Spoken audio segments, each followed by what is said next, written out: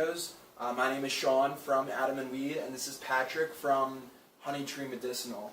And today we're here to talk about rookie mistakes for novice users. This is a big issue because people who aren't familiar with smoking weed or consuming cannabis can really have a bad experience.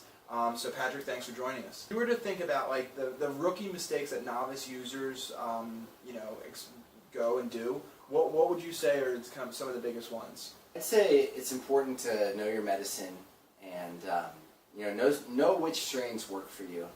A lot of times you'll hear people say like, "Oh, I don't want to smoke; it gives me anxiety," and usually that means that in the past maybe they smoked a strain that they didn't really receive that well. But that's not to say that cannabis still can't be an option for them, because there are other strains that essentially help relieve anxiety. Mm-hmm. So to me, in our patients, I think it's always imperative to know just the basics of your daytime strain options versus a nighttime strain option, and also just kind of being aware of how those different strains are going to affect your body. Mm-hmm. Sometimes the negative stereotype of somebody who just smokes too much cannabis and doesn't get much done, well, maybe that person just is smoking a really couchy, almost a nighttime indica, when maybe an active sativa would have been a better option for them. Or vice versa. So it sounds like smoking an indica during the day, if you don't know how it's going to impact you, might be a really bad idea, because it might put you to sleep on a couch, or you might not really want to do too much after that. Yeah, it depends on the person, but we think sativa during the days is usually a really good play, and then indicas after 4 is usually a pretty good rule. Mm-hmm.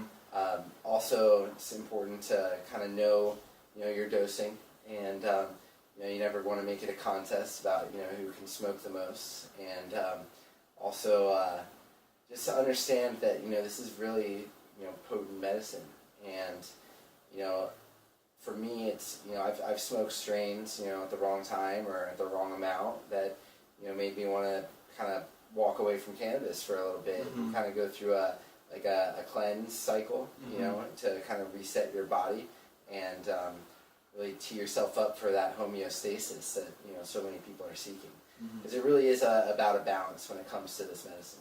Are there any rookie mistakes that people use specifically with edibles? Yeah, just don't eat too much.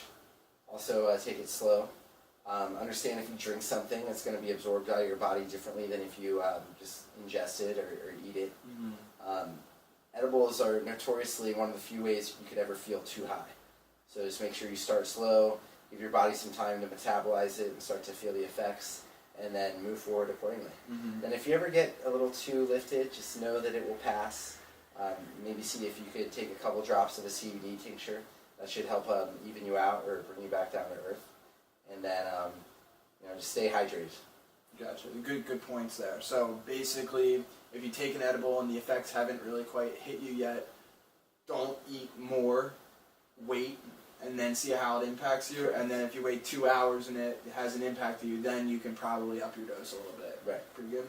Good. If you're a brand new smoker, probably 1 to 2 puffs would be better, rather than showing or proving to your friends how much you can actually smoke. Yeah, it should never be a contest, that's for sure. Yeah, good point. And then what do you think about dabbing? Do you think that's something for more advanced smokers? Well, so dabbing is essentially the verb form of hitting a concentrate, right? And it's really considered one of the cleanest ways to consume cannabis.